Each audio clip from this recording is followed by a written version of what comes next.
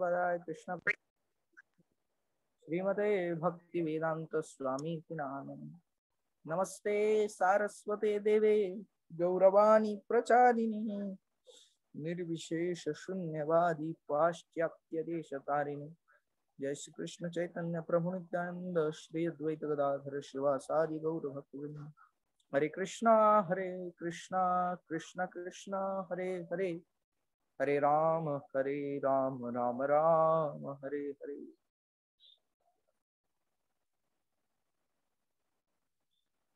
हरे कृष्णा। सर्व माझ्या लहान बांधवांचं आणि भगिनींचं मी मनापासून आजच्या मीटिंग मध्ये स्वागत करतो। कोरोना महामारी ही जागतिक स्तरावर सर्वांसाठीच अत्यंत चिंताजनक विषय आहे, परंतु या तंत्रज्ञानाच्या माध्यमातून आपण त्याला संधीमध्ये परिवर्तित केलेला आहे। एक्सेप्ट चॅलेंजेस ॲज अपॉर्च्युनिटीज असं प्रभुपाद म्हणत असत, त्याप्रमाणे आपण या वैश्विक महामारीच्या वेळातही रविवारी जमत आहोत, रोज दर रविवारी दर आठवड्यात, आणि दर रविवारी कोणत्या ना कोणत्या महान व्यक्तीच्या चरित्रावरती आपण चिंतन करत आहोत। त्याच्यावरती आपल्याला व्याख्यानं दिली जात आहेत आणि ती आपण सर्वजण ऐकत आहोत। अगदीच स्तुत्य उपक्रम आहे आणि त्याच्यासाठी मी बारामती बालगोपाल समितीचं अत्यंत मनपूर्वक आभारी आहे। मी त्यांचे धन्यवाद देतो। आणि आज आपण अशाच एका ऐतिहासिक चरित्र देखील आहे आणि ते आध्यात्मिक जगतामधीलही अत्यंत महत्वपूर्ण व्यक्तित्व आहे। कारण अध्यात्माच्या प्रवासाला पूर्णत्व देण्याचं काम जर कोणी केलं असेल तर ते आपण मध्वाचार्यांनी केलं असं आपण म्हणू शकतो। त्याचं कारण काय, मध्वाचार्यांना जाणून घेण्याचा, मध्वाचार्यांचं चरित्र अफाट आहे। आपल्याकडे वेळ 30 मिनिटं ते 45 मिनिटं आहेत आणि त्या वेळामध्ये मध्वाचार्य पूर्णपणे पाहणं तितकंच अशक्य आहे जितकं 12 वाजता सूर्याला उघड्या डोळ्यांनी पाहणं। त्यांचं जे प्रकांड बुद्धिमत्ता आणि प्रचूर मात्रामध्ये जे तेज आहे ते तितक्या सहज आपल्याला उपलब्ध नाही, परंतु तरी सुद्धा या कालावधीमध्ये मध्वाचार्यांच्या जीवनाविषयी सांगण्याचा मी थोडासा प्रयत्न करणार आहे। परंतु मध्वाचार्य कोण, मध्वाचार्यांचा जन्म, त्याची उपयुक्तता काय, what is the productivity, the mass productivity आपण म्हणतो ना, की या व्यक्तीच्या असण्याने काय झालं हे पाहण्यासाठी थोडासा त्याच्या मागील इतिहास आपल्याला पाहावा लागेल। हरे कृष्णा। सर्वांनी कृपया आपले मायक्रोफोन म्यूट ठेवा। माझा आवाज येतोय प्रत्येकाला? ठीक आहे। तर मी जसं सांगत होतो की मध्वाचार्य कोण आणि मध्वाचार्यांच्या जीवनाचं महत्व हे जाणून घेण्यासाठी त्यांच्या मागील इतिहास आपल्याला पाहावा लागेल। इतिहास फार तर आपल्याला 5000 वर्षापूर्वी जावाच लागेल की भगवान श्रीकृष्ण आपल्याला माहिती आहे भगवत धामातून माफ करा, या पृथ्वी तलाहून भगवत धामात गेले आणि मग धर्माची हानी होण्यास सुरुवात झाली आणि भगवंताच्या अनुपस्थितीमध्ये श्रीमद भागवत या स्वरूपात भगवंतांनी अवतार घेतला।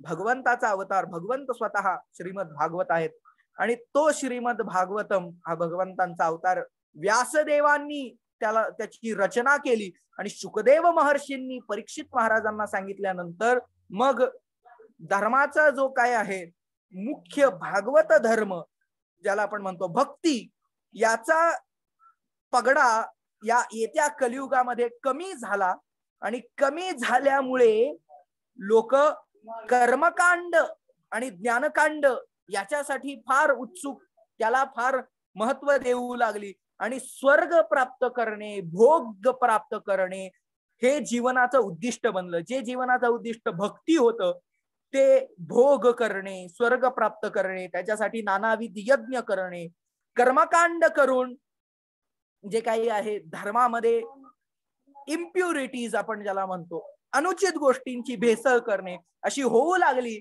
आणि मग ते इतकं विकोपाला गेलं की जे भागवत वैदिक मुख्य धर्म आहे जो गाभा आहे धर्माचा, जो भगवंतांनी स्थापित केला, यदा यदा ही धर्मस्य ग्लानिर्भवती भारता, जे भगवंत म्हणतात, तो कुठेतरी दूर जायला लागला. आणि म्हणून पुन्हा एकदा भगवंतांनी कलियुगामध्ये बुद्ध धर्म किंवा बौद्ध धर्म आणण्यासाठी बुद्ध अवतार घेतला. आणि बुद्ध अवतारांनी हे सगळं करण्यासाठी शून्यवाद याला वाढवलं. शून्यवाद म्हटले की या पलीकडे कोणी काहीच नाही, वेद नाही, काही नाही, भगवंत नाही, सगळं शून्य आहे, आपण शून्य आहोत. आपण इथून म्हणजे आता जे आपण आहे अस्तित्व आहे, त्या अस्तित्वातून नष्ट होऊन आपण एका अशा ठिकाणी जाणार आहे जिथं अस्तित्वच नाही. हा जो आहे शून्य, पहिल्यांदा बघा लोक आधी -2 -3 मध्ये होती.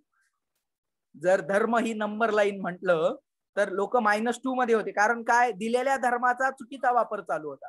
मग डायरेक्ट त्यांना 2 वर आणता येत नाही, त्यामुळं मध्ये होता तो शून्य. पहिल्यांदा बुद्ध त्यांना शून्यावर घेऊन आले. पण शून्य जो आहे तो शून्य हा पूर्णता नाहीये. मी आधीच सांगितलं की धर्माच्या पूर्णत्वाला नेण्याचं काम यांनी केलं. थोडासा फिलॉसॉफी भाग आहे, परंतु समजून घ्या. धर्माच्या पूर्णत्वाकडे किंवा भागवत आपल्या भक्तीपर्यंत नेण्याचं काम मध्वाचार्यांनी केलं. तर यांनी काय केलं, बुद्धांनी त्यांना -2 कडून शून्याकडे आणलं की बाबा काही नाही, हे सोडून द्या. म्हणजे चुकीच्या मार्गाने चाललेले वेदांचा वापर कशासाठी केला होता, भोग भोगण्यासाठी, आपल्या इच्छा आकांक्षांना हे करण्यासाठी. तो बुद्ध आले, बुद्धांची फिलॉसॉफी काय, त्यांनी थोडीशी चुकीची फिलॉसॉफी दिली. ते म्हटले ठीक आहे बाबा, हे नाही, तुम्ही शून्य धरा. शून्य म्हणजे काय, काहीच नाही. निरेश्वरवाद आपण म्हणतो ना, निर्विशेष शून्यवादी, पाश्चात्य देश तारिणे, त्याच्यामध्ये शून्यवादी आहे. पण शून्यवाद हा काही धर्म नाही. त्यांनी चुकीच्या जे काय म्हणतो आपण धर्माचं चुकीचं आचरण चाललेलं, लोक असं सरळ जाण्याऐवजी इकडे जात होते, त्यांना इकडं तर घेतलं, पण इकडं घेऊन काही त्यांनी मुख्य मार्गावर तर आणलेलं नाहीये. तो हा पूर्ण धर्म नाहीये.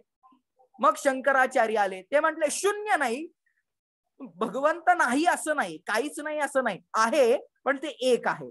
आणि मग त्यांनी अद्वैतवाद मांडले. -2 मधून शून्याला आले, शून्याहून एकाला आले. किंवा भगवंत आहे, आपण सर्वजण ते भगवंत आणि आपण एकच आहोत. त्याला अद्वैतवाद म्हणतात, की आहे पण एकच आहे. पण तोही काही पूर्ण धर्म नाही का, कारण आपण चैतन्य महाप्रभू काय म्हणतात, गोपी भरतूर पद कमलेवर दास दासानुदास. आपली ओळख आहे की आपण भगवंताचे दास आहेत. आपण जर भगवंताचे दास आहेत तर आपण भगवंत कसा असू शकतो, एक कसा असू शकतो, दोन काहीतरी असेल ना. आणि मग मध्वाचार्य आले आणि हे सांगितलेलं, शंकराचार्यांनी सांगितलेला जो मार्ग आहे त्याला त्यांनी फक्त थोडं अपग्रेड केलं आणि ते म्हटले एक नाहीये, ऍक्च्युली 2 आहे. 2 म्हणजे कोण, स्वतः भगवंत आणि आपण त्यांचे शक्ती. आणि मग त्यांनी योग्य मत मांडलं. मध्ये रामानुजाचार्य आहेत, ते रामानुजाचार्य मी यांचं लेक्चर ऐकत होतो आजच, अमोघ लीला प्रभू. ते म्हणाले रामानुजाचार्य 1.5 म्हणजे काय, हा आहे आणि नाही, पण म्हणजे आहे, भगवंत आहेत, आपण आणि भगवंत वेगळे नाहीयेत, आपण आणि भगवंत एक आहोत, पण आपण भगवंतांचे गुण आहोत. माधवाचार्य म्हटले नाही, आपण आणि भगवंत वेगळे आहोत. हे सुद्धा एकदम कट टू कट नव्हतं, याला सुद्धा 98 मार्क मिळतील. चैतन्य महाप्रभू आले आणि कट टू कट फिलॉसॉफी मांडली. हा, आपण आणि भगवंत गुणात्मक दृष्ट्या क्वालिटी वाईज एक आहोत आणि क्वांटिटी वाईज 2 आहोत.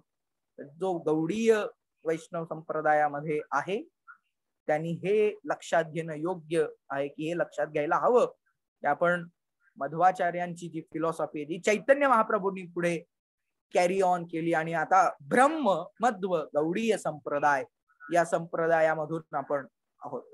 हे प्रथमतः पूर्णत्वाला नेणं, की सर्वोच्च भागवत धर्माचा गाभा काय, तर तो हा आहे की भगवंत जे आहे ना, आराध्यो भगवान ब्रजेश तनया तद्धाम वृंदावनम रम्या काचित उपासना व्रजवधू वर्गेन या कल्पिता.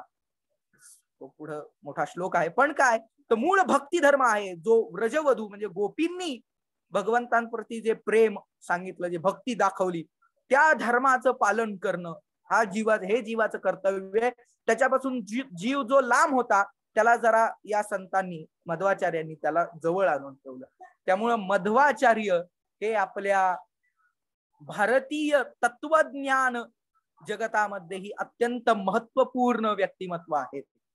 कारण त्यांनी अंधकारातून पुन्हा एकदा आपल्याला खऱ्या प्रकाशामध्ये, नाही तर काय झालं असतं मुलांना, पहा, आपण असेच निरीश्वरवादामध्ये फसलो असतो किंवा निराकारवादामध्ये फसलो असतो आणि भगवंताच्या अस्तित्वालाच आपण नाकार केला असतो, की भगवंताचं स्वरूपच आपण नाकारलं असतं. त्यामुळं अत्यंत महत्वपूर्ण आहे की मध्वाचार्यांनी आम्हाला हे पूर्णत्व दिलं, भक्तीमधलं रियल तत्व दिलं. तर मध्वाचार्यांच्या काही गोष्टीच मी आपल्याला सांगणार आहे. खरं तर मध्वाचार्यांचं अत्यंत मोठं चरित्र आहे. जर तुम्हाला ते नाट्य स्वरूपात पाहायचं असेल तर RG मीडियावरती ते उपलब्ध आहे. इस्कॉन पुणेचा तो ड्रामा आहे आणि एक छान पुस्तक आहे. I will recommend. हे पुस्तक आहे श्रीपाद मध्वाचार्य पूर्णप्रज्ञदास यांनी हे पुस्तक लिहिलेले. त्याच्यातूनच काही पॉइंट्स मी काढून आज आपल्या समोर ठेवणार आहे आणि त्यांची फिलॉसॉफी ठेवणार नाही, ती खूप मोठी आहे. मी तुम्हाला छोट्या छोट्या गोष्टी सांगण्याचा प्रयत्न करेल, ज्या गोष्टींमधून आपण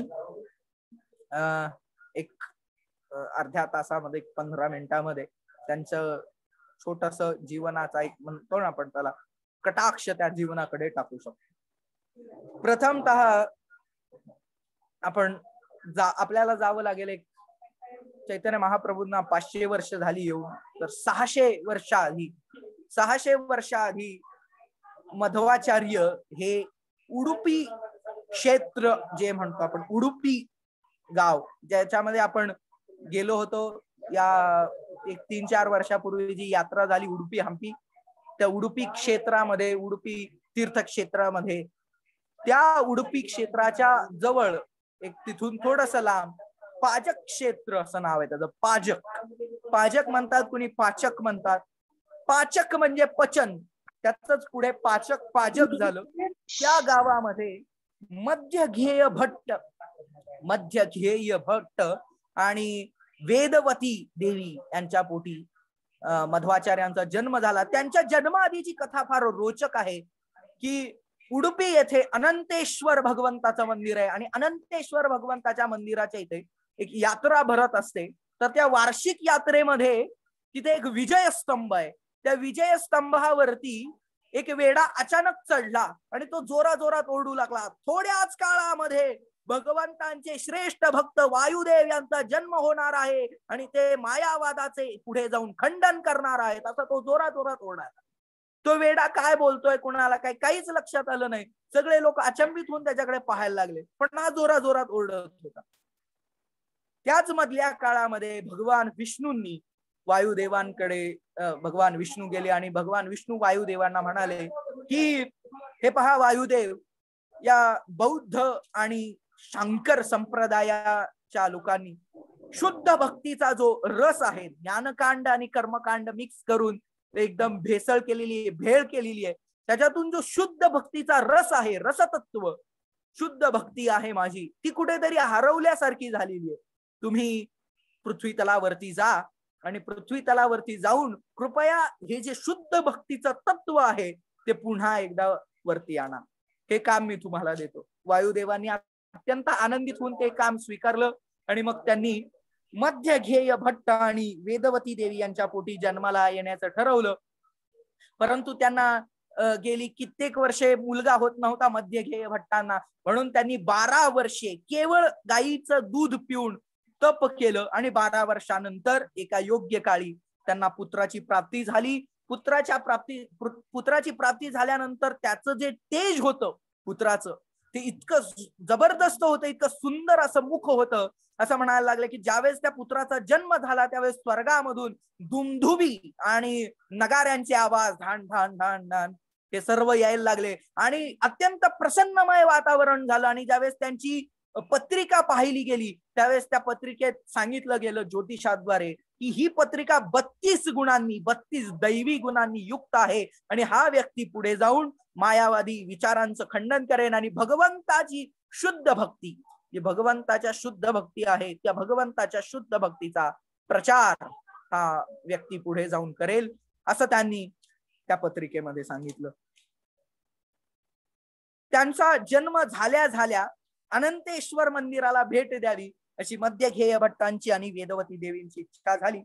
आणि म्हणून ते ज्यावेळेस तिकडे जात होते, पाचक क्षेत्र आणि उडुपीमध्ये प्रचंड मोठं जंगल, त्या जंगलामध्ये एके ठिकाणी ब्रह्मराक्षस राहतो अशी कथा त्यावेळी प्रचलित होती. आणि ज्यावेळेस ते जात होते, घनदाट असं अरण्य होतं, त्या अरण्यामध्ये अगदी उन्हाच्या कवडसाही खाली पडू नये एवढा असा अंधार होता. त्या अंधारामधून हे सर्वजण चाललेले होते. त्यांच्या बरोबर काही गावातली मंडळी होती. वेदवती देवींच्या कुशीमध्ये हे लहान बाळ, त्या बाळाचं नाव ठेवलेलं होतं वासुदेव. त्या बाळाला घेऊन वेदवती देवी चाललेल्या होत्या. तेवढ्यात एका व्यक्तीच्या अंगामध्ये तो ब्रह्मराक्षस शिरला. अत्यंत भयावह परिस्थितीमध्ये तो माणूस जोरात उचलून खाली आपटला गेला आणि जमिनीवर लोळायला लागला. त्याच्या तोंडातून रक्त यायला लागलं आणि त्या मनुष्याच्या शरीरात घुसून ब्रह्मराक्षस बोलता झाला की हे पहा मध्यगेय भट्ट, जर तुम्हाला इथून पुढे जायचं असेल तर तुमचा जो वासुदेव मुलगा आहे त्या मुलाचे चरण या माणसाच्या डोक्यावर एकदा ठेवा. ते ठेवल्यानंतर त्या चरणांच्या स्पर्शाने माझा उद्धार होईल आणि मग मला या ब्रह्मराक्षस योनीतून बाहेर पडता येईल. मध्यगेय भट्ट विचारात पडले, बापरे, असा कोण आपला मुलगा आहे की ज्याच्या चरण स्पर्शाने हा ब्रह्मराक्षसही मुक्त होईल. मग ब्रह्मराक्षस म्हटला, हा तुमचा मुलगा आहे, तो साधा सुद्धा कोणी नाहीये, तो भगवंताचा शुद्ध भक्त आहे आणि त्याच्यामुळे तुम्ही त्या मुलाचे चरण या माणसाच्या डोक्यावर ठेवा. आणि ज्याला ब्रह्मराक्षसाने पिसाटलं होतं त्या माणसाच्या डोक्यावरती मध्यगेय भट्टांनी आपल्या लहान मुलाचे वासुदेवाचे चरण डोक्यावरती ठेवले आणि तत्क्षणी तो ब्रह्मराक्षस निघून गेला आणि तो माणूस खाली मूर्छित होऊन पडला. अशा काही विचित्र आणि विस्मयकारी गोष्टींचा अनुभव मध्यगेय भट्टांना अगदी वेळोवेळी येत असे. पण त्याच्यातून त्यांना एक कळलं की हा जो व्यक्ती आहे, एक अशी कथा आहे, आता कथा बऱ्याच आहेत, की एका बैलाचं शेपूट एक लहान असताना 2-3 वर्षाचे असताना मध्वाचार्यांनी धरलेलं होतं आणि त्या बैलाचं शेपूट इतकं घट्ट पकडलं की ते बैल ओढून घेऊन जात होता त्यांना आणि ते जंगलापर्यंत त्याचं शेपूट धरून असं स्लाइडिंग करत त्याच्या मागे ती कथा आहे. एकदा त्यांनी एका भागवतकाराला 3 ते 4 वर्षाचे असताना भागवत कथाकार पाचक क्षेत्रामध्ये आला आणि भागवत कथाकार ज्यावेळेस भागवत सांगत होता, मायावादी स्वरूपाचा भागवत सांगत होता, त्यावेळेस त्यांनी चॅलेंज केलं. 3-4 वर्षाचे होते मध्वाचार्य. ते म्हणाले, मूळ व्यासदेवांनी आणि शुकदेव गोस्वामींनी जो भक्ती तत्व याच्यामध्ये सांगितलेलं आहे ते भक्ती तत्व तुम्ही तुमच्या याच्याद्वारे सांगत नाही आहात, तुम्ही चुकीचं तत्वज्ञान मांडत आहात. आणि हे ज्यावेळेस बाकीच्या लोकांनी पाहिलं की 3 ते 4 वर्षाचा मुलगा एवढ्या प्रौढ विचारांनी बोलत आहे, व्हेरी प्रोफाउंडली, अत्यंत बुद्धिमानीनं बोलत आहे, ते थक्क झाले. एक दिवशी मध्यगेय भट्टांनी एक बैल विकत आणलेला होता. खूप छान कथा आहे, सुंदर कथा आहे. ज्यावेळेस आम्ही मला वाटतं शुभविलास प्रभूंचं लेक्चर त्या ठिकाणी होतं पाचक क्षेत्रामध्ये, त्यांच्या घरामध्ये आम्ही बसून ते लेक्चर ऐकत होतो. त्याच्या मागे चिंचाचं झाड आहे. त्या चिंचाच्या झाडापाशी गेल्यानंतर ही कथा सांगितलेली होती की मध्यगेय भट्टांनी एक बैल विकत आणलेला होता ते एका व्यक्तीकडून. त्यांचं नाव मला आता आठवत नाही. त्या व्यक्तीकडून आणल्यानंतर त्या व्यक्तीने मध्यगेय भट्टांना विनंती केली की काल जो तुम्ही बैल घेतलेला होता त्याची कृपया किंमत आहे ती मला द्या. मध्यगेय भट्ट तसे गरीब कुटुंबातले, त्यांचं जीवन यापन अगदीच थोड्या पैशांमध्ये चालत असत. त्यावेळी त्यांच्याकडे मध्यगेय भट्टांकडे त्या बैलाच्या किमती एवढे पैसे देण्यासाठी नव्हते, त्या मोहरा देण्यासाठी नव्हत्या. तर तो व्यक्ती म्हटला, जोपर्यंत तुम्ही देत नाही मी तुमच्या दारामध्ये बसून राहील. मध्यगेय भट्ट म्हटले, ठीक आहे, जोपर्यंत तुम्ही जात नाही तोपर्यंत मी इथं उपवास करीतच बसेल. वासुदेव आला. वासुदेवाने विचारलं की बाबा तुम्ही इथे का बसलेला आहात? त्यावेळेस सगळा वृत्तांत सांगितला. वासुदेव त्या व्यक्तीकडे गेला, म्हटला तुम्हाला पैसे पाहिजेत ना, माझ्या मागे या. तर यांना वाटलं काहीतरी गंमत करतोय हा मुलगा आणि म्हणून मग ते त्या वासुदेवा मागे गेले. वासुदेवा बरोबर त्याच्या मागे गेले तर वासुदेव त्यांना घराच्या मागील अंगणामध्ये चिंचेचं झाड होतं. त्या चिंचेच्या झाडाच्या तिथे वासुदेवांना एक सवय असे, खेळ खेळत असत की त्या चिंचांच्या ज्या आतल्या बिया आहेत, चिंचुक्या, ते चिंचुका ते गोळा करून ठेवत असत आणि त्यांना पैसे पैसे म्हणून ते खेळत असत. तर ते म्हटले, हे बघा याच्यामध्ये माझे पैसे आहेत, मी तुम्हाला ते देऊ इच्छितो. त्यांना म्हटलं हा मुलगा चेष्टा करतोय का काय. पण मग पोत भरून चिंचुका वासुदेवानी म्हणजे मध्वाचार्यांनी त्याच्यात भरून ठेवलेल्या होत्या. आणि ज्या वेळेस ते पोत त्या व्यक्तीसमोर वासुदेवानी पालथ केलं आणि त्यातून ज्यावेळेस सगळ्या चिंचुका बाहेर पडायला लागल्या, त्या सगळ्या चिंचुकांचं रूपांतर सुवर्ण मोहरांमध्ये झालं. आणि त्या मोहरा इतक्या होत्या की त्या बैलाच्या किमतीपेक्षा प्रचंड जास्त प्रमाणात त्या मोहर होत्या. आणि मग वासुदेव तो व्यक्ती गेला आणि बाबांना वासुदेव म्हणाला चला आता जेवायला. आणि त्यानंतर दुसऱ्या दिवशी येऊन मध्यगेय भट्ट यांना तो व्यक्ती म्हणाला की बघा तुमच्या मुलांनी असं असं केलेलं आहे आणि त्यांनी मला मोहरा दिल्या. मग हे ऐकल्यानंतर मध्यगेय भट्टांना विश्वास व्हायला लागला की बाबा आपला मुलगा खऱ्या अर्थानं हा जो आहे तो अत्यंत बुद्धिमान आहे. एक त्यांच्या लहानपणी अत्यंत बुद्धिमान, अत्यंत तेजस्वी वायुदेवांचे पुत्र होते म्हणून मध्वाचार्य, आपण बघा वायुदेवांचा अवतार होता म्हणून मध्वाचार्य हे हनुमानजी स्वतः आहेत, भीम आहेत. मध्वाचार्य हे कलियुगात मध्वाचार्य म्हणून या स्वरूपात आले, परंतु मागील जन्मामध्ये द्वापार युगामध्ये ते पांडवातील भीम म्हणून भगवंताची सेवा केली त्यांनी. आणि रामायणामध्ये त्रेता युगामध्ये हनुमंत म्हणून त्यांनी भगवंताची सेवा केली होती. आणि ते आता कलियुगामध्ये आले. आणि भीम आणि हनुमंत याच्यामुळे त्यांची जी ताकद होती ती इतकी जबरदस्त होती, त्यांना अत्यंत जबरदस्त भूक लागत असे, ते खूप जेवण करत असत असं सांगितलेलं आहे. मल्ल विद्येत त्यांचा हात कुणी पकडू शकत नसे. पोहण्याची जर स्पर्धा लावली तर त्यांना कुणी हरवू शकत नसे. अगदी नदीच्या उलट्या प्रवाहालाही छेदत मध्वाचार्य जोरदार, वासुदेव आहे ते जोरदार जात असत. एक दिवशी ते घराच्या प्रांगणामध्ये, वय वर्ष 5च असावं, खेळत असताना तिथे एक राक्षस नागाच्या स्वरूपामध्ये तिथे विवरत होता. त्यांनी मध्वाचार्यांनी त्याला पाहिलं आणि त्यांच्या दोघांचं युद्ध लागलं. तर युद्धामध्ये मध्वाचार्यांनी त्याला पूर्ण एकदम त्याला मारलं. नागानी त्यांच्या शरीराचा 2-3दा चावा घेतला. त्यांच्यामध्ये भयान युद्ध लागलं. पण ते युद्ध सुरू असताना मध्वाचार्यांच्या आईने, वेदवती देवीने मध्वाचार्यांना हाक मारली. त्यावेळेस असं वर्णन आहे की आम्ही ते उडुपीमध्ये गेलो होतो, त्यावेळेस पाजक्षेत्रात गेलो होतो, त्यावेळेस तिथे चित्र पण आहे त्या एका भिंतीवरती की मध्वाचार्यांनी एक पाय त्या 5 फण्या असलेला तो नाग होता, त्या नागाच्या फण्यांवर एक पाय जोरात दाबला आणि एका पायाने दाबल्यानंतर तो राक्षस तिथल्या तिथंच मृत झाला, गतप्राण झाला. त्याचं जे प्रिंट आहे ते त्या खालच्या दगडावर उमटलं. तर तो अजूनही छापा तिथं दाखवला जातो की 5 फण्यांच्या नाकांचा तो छापा प्रिंट झालं. आणि दुसरा पाय झेप घेऊन जिथे आई आहे तिथे उडी मारली. म्हणजे एकाच वेळी एका पायाने त्या नागाला तिथे दाबून त्याला गतप्राण केला आणि दुसऱ्या पायाने लगेच झेप घेऊन हनुमंतासारखी आपल्या घरातही प्रकट झाले, असं तिथं वर्णन येतं. तशा बऱ्याचशा लहानपणीच्या कथा आहेत की ते शाळेमध्ये जात असताना त्यांना ज्यावेळेस ते पाठशाळेमध्ये ते जात होते त्यावेळेस त्यांना तिथे बसण्याचा इंटरेस्टच येत नसत. बघा आता मुलं म्हणतील आम्ही तरी कशाला क्लासमध्ये बसू. बघा मध्वाचार्य सुद्धा क्लासमध्ये बसत नसत. मध्वाचार्य त्यांच्या वर्गात बसतच नसत, ते इतरत्र त्यांचं लक्ष असे. मग ते जे संथा घेणारे, संथा म्हणजे एखादा श्लोक जर शिकवला तर तो श्लोक पुन्हा पुन्हा म्हणून घ्यायचा, कारण मुलाला तो पाठ व्हावा म्हणून. आणि मग ते सहस्त्र शीर्षा पुरुषा, समजा ते पुरुष सूक्ताचं वर्णन करत असतील तर ते संथा घेणारे गुरुजी आहेत ते इथे असतात, मुलं समोर बसलेले असतात आणि मग ते संथा देत असतात. सहस्त्र शीर्षा पुरुषा सहस्राक्षो, अशा प्रकारे. वासुदेवाचं काही लक्षच नव्हतं. मग त्यावेळेस ते गुरुजी म्हणाले, का रे बाबा वासुदेव तू लक्ष का देत नाहीयेस. वासुदेव म्हणाले, किती वेळा मी एकच गोष्ट म्हणून, मला काही इंटरेस्ट नाही, मला एकदा पाठ झालेला, मला परत काही ऐकावंसं वाटत नाही. म्हटलं एवढं तू म्हणतोस, तुला पाठ झालंय म्हणे परत इंटरेस्ट नाही वगैरे वगैरे. चल म्हणून दाखव, सकाळपासून जे शिकवले ते सगळे श्लोक म्हणून दाखव.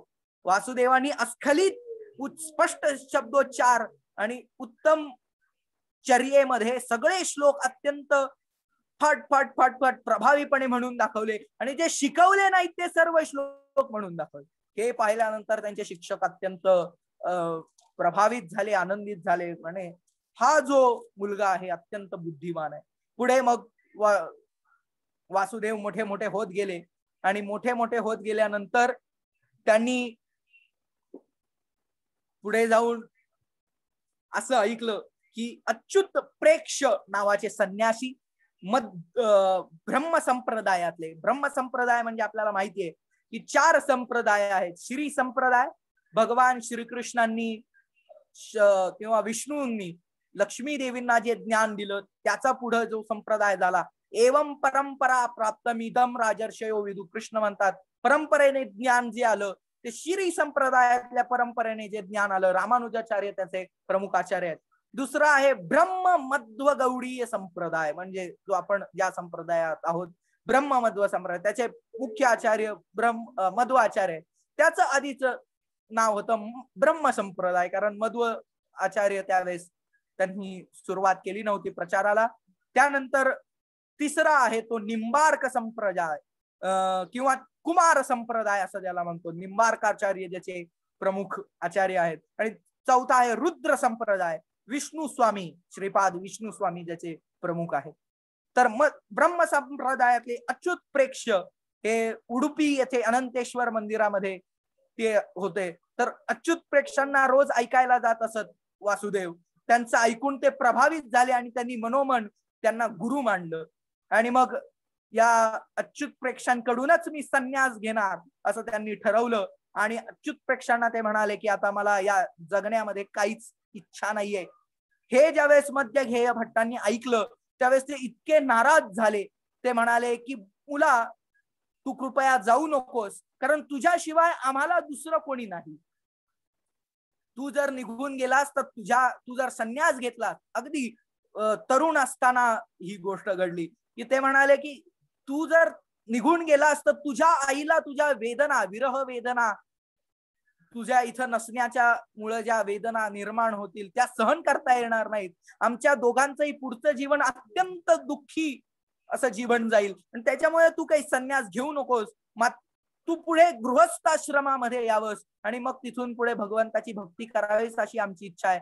त्यावेळेस मध्वाचार्य असं म्हणाले की हे पहा, मला कोणत्याही प्रकारचा रस गृहस्थाश्रमामध्ये आणि संसार करण्यामध्ये नाही. मला भगवंताची भक्ती करायची आहे आणि भागवत धर्माचा प्रचार सर्व भारतामध्ये करायचा आहे. आणि त्यामुळे मी काही हे करणार नाही, मी संन्यासच घेणार.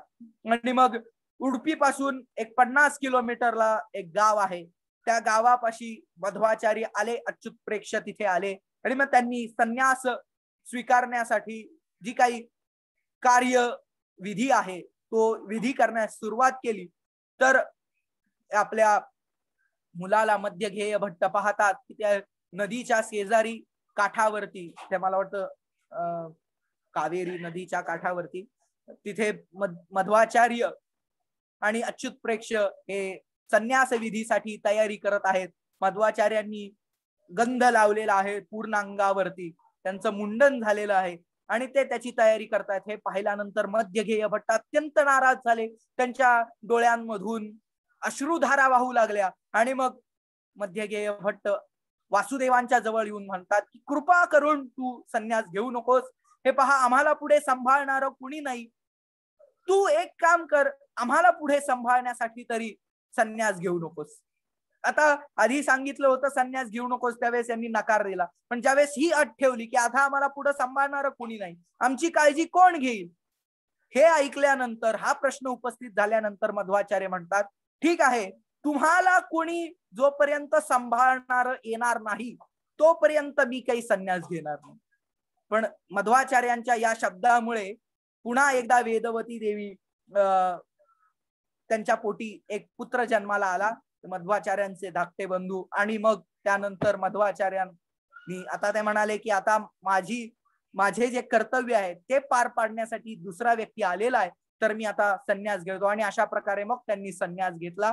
मध्वाचार्यांच्या केवळ एका शब्दामुळे तो पुत्र त्यांचा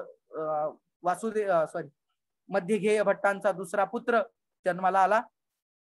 आणि मग पुढे अच्युत प्रेक्षांकडून संन्यास ग्रहण केल्यानंतर बराच मोठा अवधी आहे. मग बऱ्याच ठिकाणी मध्वाचार्यांनी वादविवाद करायला सुरुवात केली. अनेक लोकांना वादविवादामध्ये हरवलं.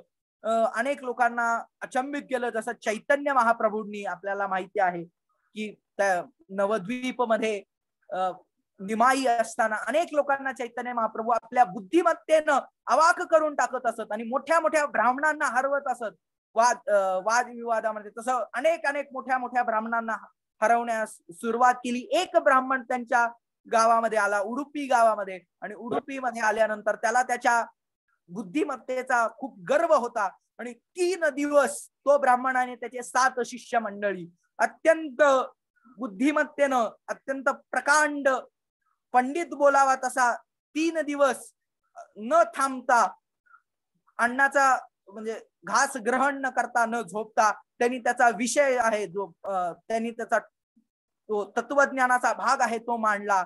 लोकांनी त्यानंतर त्याला प्रचंड टाळ्यांनी त्याचं अभिनंदन केलं की काय बोलले, वा वा वा, सुंदर सुंदर सुंदर. वेदांमधले वेगवेगळे त्यांनी संदर्भ दिले. आणि त्यानंतर उत्तर जो भाग आहे, उत्तर भाग म्हणजे प्रतिवादाचा भाग. वाद आणि प्रतिवाद असे 2 भाग असतात. वाद एक व्यक्ती मांडतो, त्याला प्रतिवाद म्हणून, उत्तर म्हणून दुसरा व्यक्ती बोलत असतो. मध्वाचार्यांनी त्या मायावादी विचारधारेविरोधात आपले उत्तर मांडायला सुरुवात केली. आणि अत्यंत जबरदस्त उत्तर मध्वाचार्य मांडत गेले. वेगवेगळ्या शास्त्रांमधले त्यांनी टीका टिप्पणी, त्यांनी संदर्भ दिले. आणि हे पाहिल्यानंतर तो जो ब्राह्मण आहे तो अवाक झाला, थक्क झाला. आणि मग त्यांनी माफी मागितली, क्षमा मागितली की मला माफ करा, मी हरलो, तुम्हीच खरं अर्थाने विजयी आहात. आणि मग अशा प्रकारे मग दक्षिण भारताची त्यांनी यात्रा केली. विष्णू मंगलम या गावी एक छानसा प्रसंग झाला होता, तो मी तुमच्या समोर ठेवतो. की 200 केळी असणारे घड, तो केळीचा जो घड आहे, 200 केळी असणारे घड घेऊन आला एक व्यापारी. आणि मध्वाचार्यांना त्यांनी विनंती केली की कृपया तुम्ही हा जो घड आहे तो पूर्ण संपवा. त्यावेळेस मध्वाचार्य म्हणाले ठीक आहे, सहज शक्य आहे माझ्यासाठी. आणि त्यांनी चॅलेंज लावलं होतं की पाहूया तुम्ही संपू शकता का म्हणून. आणि त्या केळी सुद्धा साध्या एवढ्या छोट्या छोट्या नव्हत्या, तर अगदी 30-40 सेंटीमीटरच्या त्या केळी होत्या असं वर्णन आहे. तर त्या केळी मध्वाचार्यांनी एकदम गट गट गट गट पूर्ण खाऊन टाकल्या आणि एक ढेकर दिला. आणि ते म्हणाले हे पहा, मी सगळ्या केळी फस्त केल्या. हे पाहून तो व्यापारी आश्चर्यचकित झाला, बापरे हे काय म्हणाला. त्यावेळेस मध्वाचार्य असं म्हणतात की माझ्या पोटातला जो अग्नी आहे, तो अग्नी छोटा जरी असला तरी अत्यंत प्रलयंकारी आहे. त्या अग्नीची तुलना कदाचित प्रलयाच्या अग्नीशी करता येईल असं मध्वाचार्य त्यावेळेस त्याला म्हणाले. आणि मग मध्वाचार्यांचं संन्यास नाव, माफ करा, वासुदेवावरून त्यांनी त्यांचं संन्यास नाव ठेवलं, पूर्ण प्रज्ञ तीर्थ. आणि पुढे जाऊन लोक त्यांना मध्वाचार्य म्हणायला लागले. त्यांच्या शक्तीचाच एक असा एक नमुना तुम्हाला मी देऊ इच्छितो. तो म्हणजे ज्या वेळेस ते अशाच दक्षिण भारताच्या यात्रेमध्ये होते, त्यावेळेस 2 मल्ल भाऊ, 2 जण मल्ल होते, 2 जण कुस्तीगीर होते. ते 2 जण, त्यांना त्यांच्या शक्तीचा इतका अभिमान झाला होता की ते चॅलेंज करत असत प्रत्येकाला की या आणि आम्हाला हरवून दाखवा. त्यावेळेस मध्वाचार्य तिथे गेले. मध्वाचार्य असे लेचेपेचे नव्हते. मध्वाचार्यांचा स्वभाव असा घाबरा नव्हता, तर अत्यंत स्ट्रॉंग. जसं आपण भक्ती सिद्धांत सरस्वती ठाकूरांना सिंहगुरु म्हणून संबोधतो, तशा प्रकारे मध्वाचार्य होते की अत्यंत बलशाली आणि हत्तीप्रमाणे तेजस्वी, ताकदवर असे मध्वाचार्य. ज्या वेळेस त्या 2 बंधूंपाशी गेले आणि त्या 2 बंधूंना म्हणाले ठीक आहे, तुम्ही म्हणे काही गरज नाही तुमच्या बरोबर कुस्ती वगैरे खेळण्याची, एकच काम करा, जसं अंगदानी रामायणात केलं होतं की माझा पाय असता मी इथे रोवतो आणि हा पाय जो हलवू शकेल त्या व्यक्ती बरोबर म्हणे मी कुस्ती करेन, तर तो त्याच्या आधी तुम्ही पाय हलवून दाखवा. आणि मध्वाचार्यांनी पाय असा ठेवला आणि असे कमरेवर हात ठेवून उभे राहिले. जसा तो पाय ठेवला गेला तशी पृथ्वी जरा हल्ल्यासारखी झाली.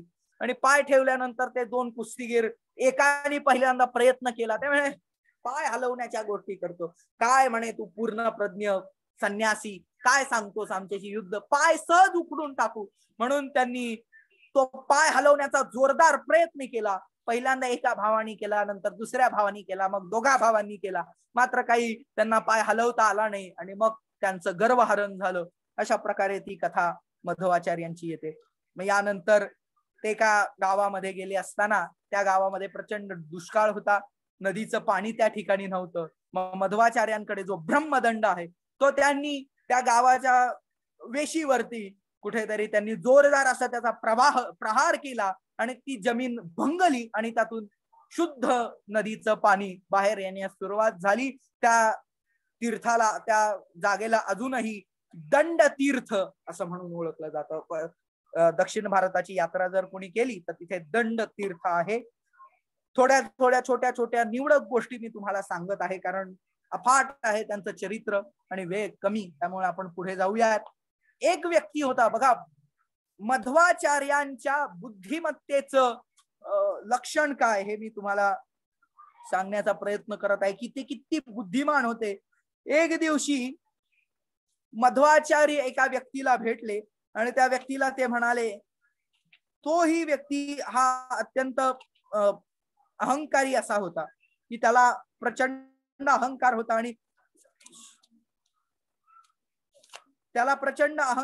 आणि तो मायावादी संप्रदायातला होता. त्या मायावादी संप्रदायामधून तो वादविवाद करण्यासाठी मध्वाचार्यांकडे आला असता मध्वाचार्य म्हणाले, हे पहा, वेदांमधल्या प्रत्येक शब्दाला 3 अर्थ आहेत, महाभारतातल्या प्रत्येक शब्दाला 10 अर्थ आहेत आणि विष्णू सहस्त्रनामातल्या प्रत्येक शब्दाला 100 अर्थ आहेत. हे पाहून सगळे हसायला लागले की काहीतरीच काय बोलताय नाही, उगाचच काहीतरी बरवळू नका, खरं सांगा. त्यावेळेस मध्वाचार्य म्हणाले, आत्ताच्या आत्ता मी तुम्हाला ते 100 अर्थ सांगणार. आणि मग विष्णू सहस्त्रनामाच्या प्रत्येक शब्दाचा 100, प्रत्येक शब्दाचे 100 अर्थ तोंडपाठ असल्यासारखे मग सुरुवात केली. म्हणाला की विष्णू, विष्णू म्हणजे ज्याच्या जो सर्व जगतामध्ये व्यापक आहे, हा पहिला अर्थ. विष्णू म्हणजे ज्याचं वाहन गरुड आहे, हा दुसरा अर्थ. विष्णू म्हणजे ज्याने वायुदेवाला सर्वांच्या हृदयामध्ये स्थित होण्याची शक्ती दिली, तो विष्णू. विष्णू म्हणजे सर्वात महान परमात्मा, हा चौथा अर्थ. विष्णू म्हणजे अखिल जगाचे पालक, हा 5वा अर्थ. असे करून 100 अर्थ, 1 2 3 4 5 म्हणजे प्रत्येक शब्दाचे 100 अर्थ ज्यावेळेस सांगितले गेले त्यावेळेस ते अवाक झाले. बापरे, मध्वाचार्यांची काय बौद्धिक क्षमता असेल. हे झाल्यानंतर मग आपण थोडासा लगेच पुढे जाऊया आणि मध्वाचार्यांच्या उत्तरेकडील प्रवासामध्ये आपण जाऊया की ते उत्तर भारतामध्ये गेले असता बद्रिकाश्रम या ठिकाणी आले. 8 दिवस त्यांनी तिथे तप केलं आणि मग व्यास महर्षींना भेटायला बद्रिकाश्रम जिथे आहे त्याच्या मागे नरनारायण ऋषी हे पर्वत आहेत, नरनारायण त्यांचं तिथं निवासस्थान होतं. ते 2 पर्वत शिखर म्हणजे स्वतः नर आणि नारायण म्हणजे अर्जुन आणि भगवंत असे आहेत असं सांगितलं जातं. नरनारायण पर्वताच्या पलीकडे व्यासदेव राहतात, असं आजही तिथे राहतात असं म्हटलेलं आहे. त्यांना भेटायला मध्वाचार्य त्या पर्वतांवरून जात होते, तर ते त्यांच्या शिष्यांना सांगितलं की ते म्हणाले की कुणीही माझ्या मागे येऊ नका. सत्यतीर्थ नावाचे त्यांचे प्रमुख शिष्य होते, त्यांना खूप प्रेम होतं मध्वाचार्यांविषयी. त्यांनाही सांगितलं मध्वाचार्यांनी की कृपया तू माझ्या मागे येऊ नको. मात्र सत्यतीर्थ काही ऐकेनात आणि सत्यतीर्थ मध्वाचार्य ज्या मार्गाने जात असत त्या मार्गाने ते जायला निघाले. परंतु अत्यंत प्रचंड वारा तिथे होता. सत्यतीर्थ यांच्या शरीराला ते हिमनग, जे हिम आहे त्याचा पाऊस पडत होता.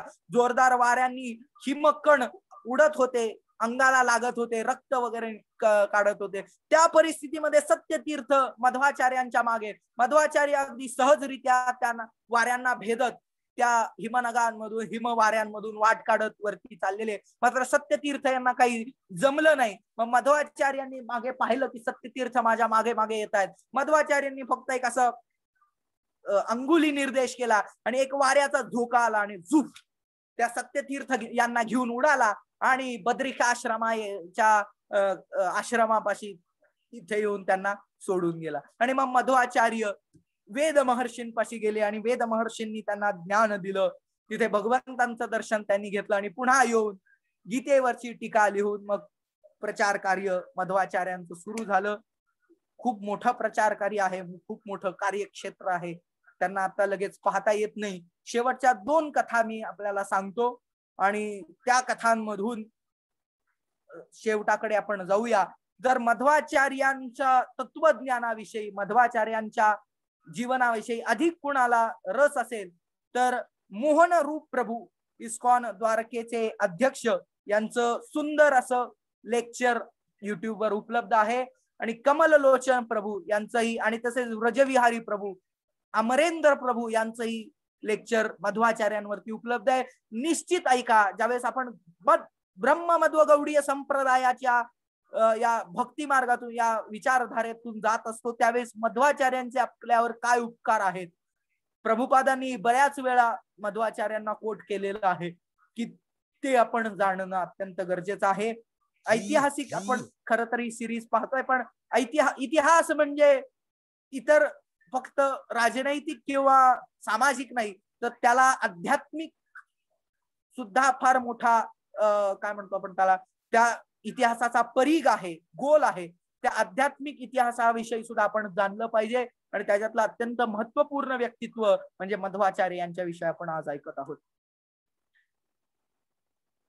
चैतन्य महाप्रभूंशी सुद्धा त्यांची भेट झाली होती असं भविष्य पुराणामध्ये वर्णन आहे. भविष्य पुराणाच्या एका भागामध्ये त्याचं वर्णन आहे की चैतन्य महाप्रभू पश्चिम बंगाल या ठिकाणाहून ज्यावेळेस मध्वाचार्य येत होते त्यावेळेस चैतन्य महाप्रभूंनी त्यांना दर्शन दिलं होतं असं भविष्य पुराणामध्ये आहे. तर आपण उडुपी या क्षेत्राविषयी बोललो होतो. तर उडुपी कृष्ण हे अर्चा विग्रह कसे मिळाले मध्वाचार्यांना हे सांगणारी एक कथा येते की मध्वाचार्य रोज उडुपीच्या समुद्र किनाऱ्यावरती फेरफटका मारत असत. तिथे येऊन ते भगवंतांची स्तुती गात असत.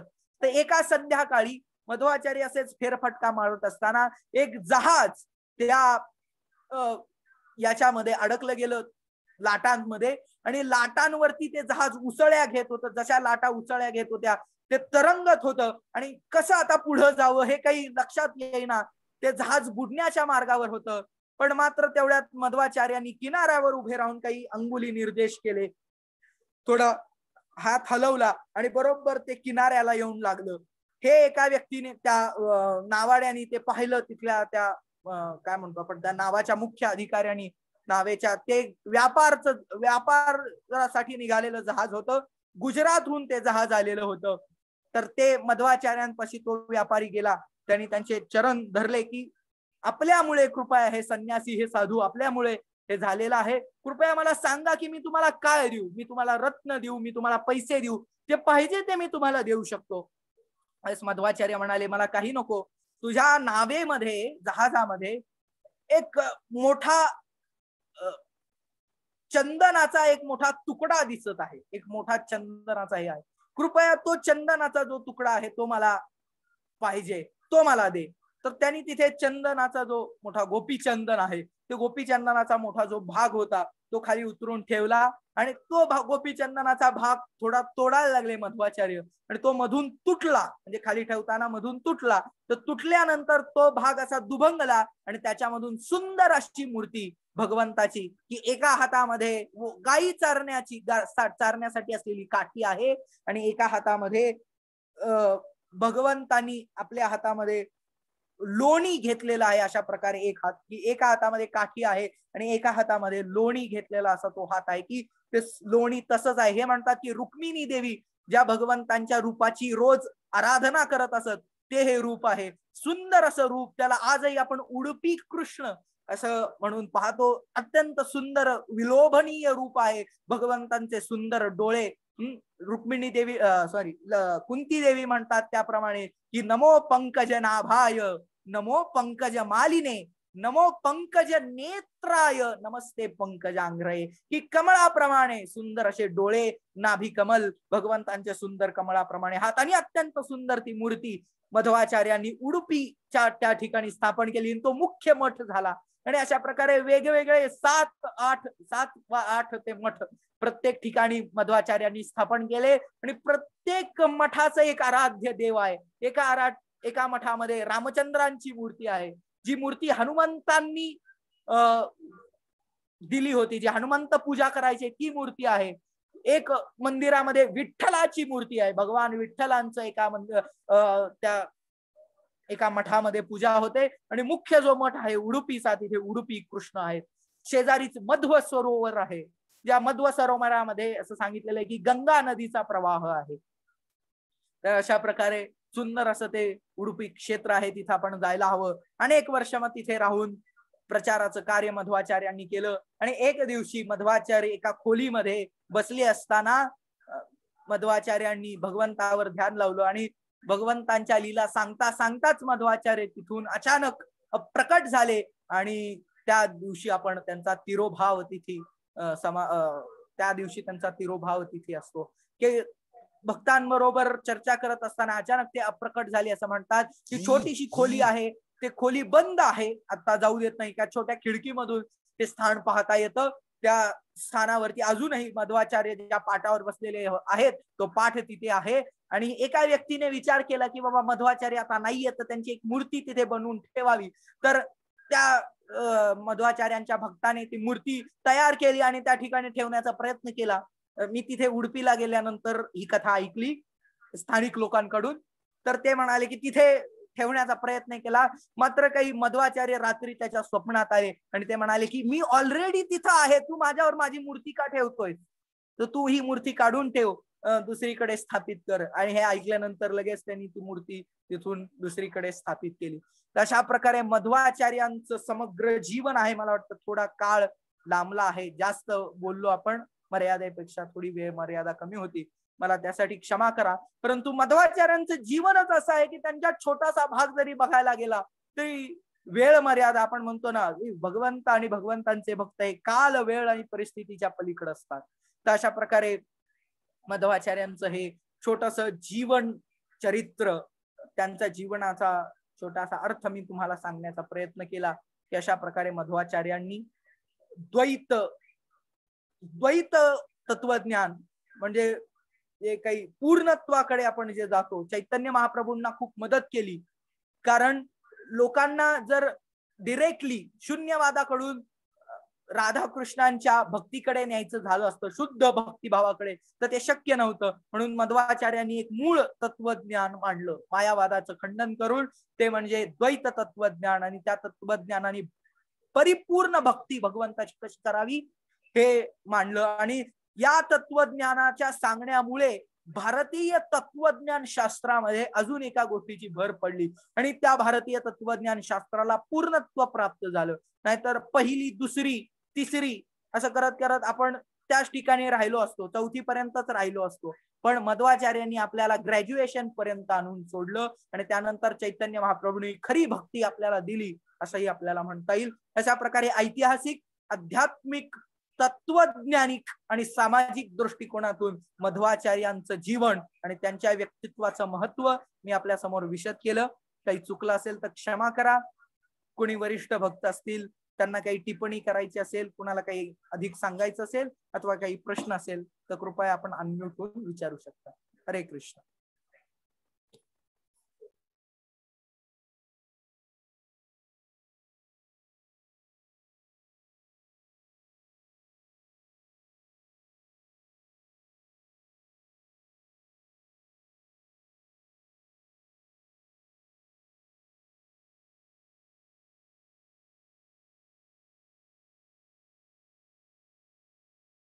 हरे कृष्ण. कुणाला प्रश्न आहे का? इन केस असेल आणि विचारायचाही नसेल, म्हणजे बोलू शकत नसाल तर कृपया मला मेसेज करू शकता.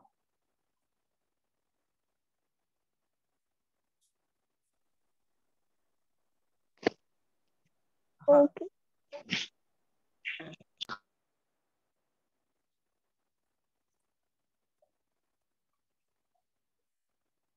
कोणाला काही प्रश्न आहे का? आपण थांबायचं.